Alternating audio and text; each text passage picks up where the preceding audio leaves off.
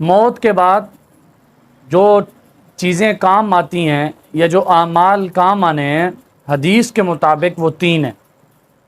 یعنی انسان کے دنیا سے جانے کے بعد جو چیزیں کام آئیں گی وہ کون سی ہیں؟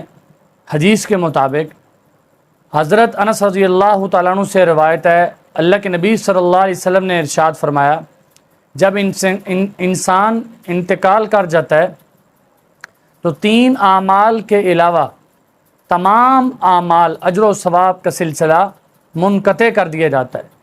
وہ 3 اعمال کون سے ہیں کہ جو اس کے مرنے کے بعد بھی جن کا اجر و ثواب کا سلسلہ چلتا رہتا ہے؟